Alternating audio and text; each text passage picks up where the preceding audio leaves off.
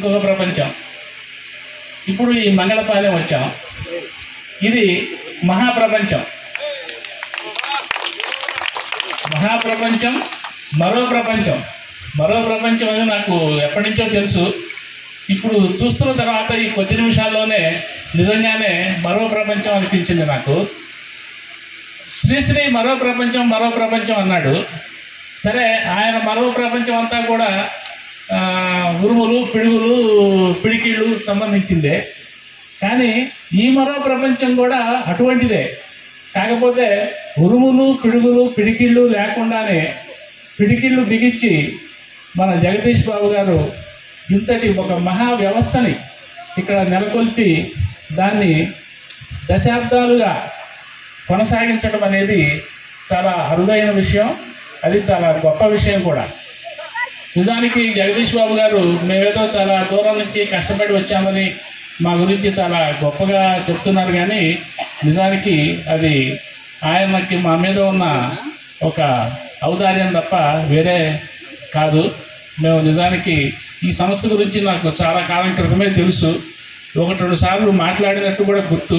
Actually 2016-17లో ఇక్కడి నుంచి నేను 1-2 యాంపిటేటివ్ ఆర్టిఫిషియల్ లెగ్స్ని కూడా నేను హైదరాబాదు తెప్పించి ఏర్పాటు చేసిన సందర్భాలు కూడా ఉన్నాయి. అయితే ఇక్కడ ఈ వ్యవస్థలో నాకు అనిపిస్తున్నది ఏంటంటే ఒక మానవీయత, హ్యుమానిటీ, అంటే మానవత్వం. ఏది ఒక కాలు లేకనో, లేకపోతే ఒక చెవి లేకనో, లేకపోతే ఒక చెయ్యి లేకనో అంగవైకల్యం అనుభవిస్తూ అదే సమయంలో సమాజంలో సమజీవితాన్ని పొందలేకపోతున్నామన్న భావనతో ఉన్న వాళ్ళకి ఇక్కడ ఒక ఆత్మస్థైర్యాన్ని, మాకు మీ అందరిలాగే సకల అంగాలు ఉన్నాయి, శరీరంలో మీకున్న అంగాలన్నీ మాకు ఉన్నాయి, మీకున్న భాగాలన్నీ మాకు ఉన్నాయి అని చెప్పటం ద్వారా అందరిలోనూ ఆత్మస్థైర్యం కల్పించడం అనేది ఇక్కడ ఒక విశేషం. మీరు బాగుండటానికి ఇద్దరు కారణం. ఎవరు?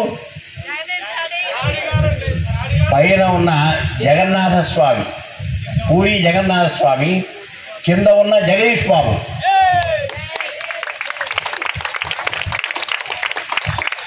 ఆయన నాకు ఒకసారి క్వశ్చన్ పేపర్లో వచ్చింది, ఎక్కడుంటాడు అనే క్వశ్చన్ వచ్చింది. క్వశ్చన్ వస్తే మా జగదీష్ బాబు గారు పూరి అని రాశాడు. వెనక నేను కూర్చున్నా పరీక్షలో. నేను కూడా పూరి అని రాస్తే వాడి కాపీ చేసినట్టు అవుతుంది కదా, నేను చపాతి అని రాశాను. ఆ టీచరు ఆయన రాసిన పూరికి రైట్ ఇచ్చింది, నేను రాసిన చపాతీ కూడా రైట్ వచ్చింది.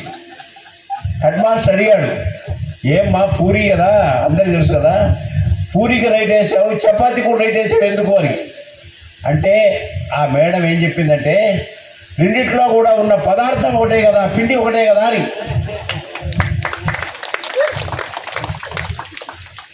వర్షాలు కూడా చాలా బాధపడుతున్నారు. వర్షాల వల్ల కొన్ని ప్రోగ్రాంలు కూడా ఇక్కడ ఆగిపోయినాయి.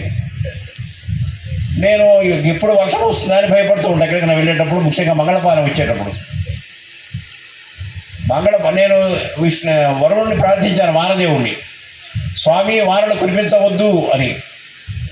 వానలు కురిపించవద్దు, పిడుగులు వేయవద్దు, మెరుపులు చూపించొద్దు అని చెప్పా. దేవుడిని కోరుకుంటే ఆ వానదేవుడు ఏమన్నాడు తెలుసా?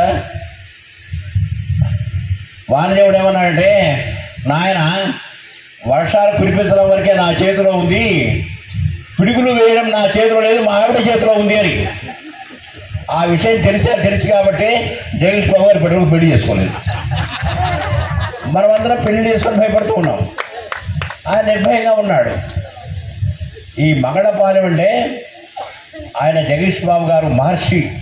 నేను మహర్షుల్ని కూడా నమ్మను, కానీ జగదీష్ బాబు గారు మహర్షి ఖచ్చితంగా. ఎందుకంటే కుక్కను పెంచేవాడు మనిషి, వాడికి ఏమైనా అవుతుందేమో రక్షిస్తుందని. మొక్కను పెంచేవాడు మహర్షి. ఇక్కడున్న దివ్యాంగులందరూ కూడా మొక్కలు లాంటి వాడు. మీ అందరికీ నా నమస్కారం. ఆ జగదీష్ బాబు గారు తన అంటూ ఏమీ లేదు, ఐఐటి చదువుకొని ఖర్గపూర్లో ఐఐటి చదువుకొని 25 ఏళ్ల క్రితం ఇక్కడ ఒక ట్రస్ట్ పెట్టి వచ్చారు. నన్ను మొదటిసారి పిలిచినప్పుడు రత్నాకర్ గారు అది ట్రస్ట్ అయితే నేను రానన్నాను. ట్రస్టుల మీద నమ్మకం లేదు, నేను రానని చెప్పాను. ఏం చేస్తారో బాగా చేస్తారో లేదో అన్నా. అప్పుడు రత్నాకర్ చెప్పాడు, మీరు అనుకున్న దానికన్నా బాగా చేస్తాడేమో అని. నిజంగా అద్భుతంగా చేస్తున్నారు. తనకంటూ ఏమీ లేకుండా దివ్యాంగుల కోసం ఎన్ని రకాలుగా చేయాలో. అందుకని అన్నాను, కొన్ని రాజధానులు 3 రాజధానుల 1 రాజధాని అని చాలా గొడవ జరుగుతున్నాయి. కానీ దివ్యాంగులకు మాత్రం ఒకటే రాజధాని, అది మంగళపాలెం. వ్యాపారం మీది, ప్రచారం మాది. మీ యొక్క వ్యాపారంను శుభాకాంక్షలు తెలియజేయాలనుకుంటే వెంటనే ఈ క్రింది నంబర్కి సంప్రదించి FTP న్యూస్లో యాడ్స్ పొందండి. మరిన్ని ఇంట్రెస్టింగ్ వార్తల కోసం లైక్ చేయండి, సబ్స్క్రైబ్ చేయండి, పక్కనున్న బెల్ ఐకాన్ క్లిక్ చేయండి.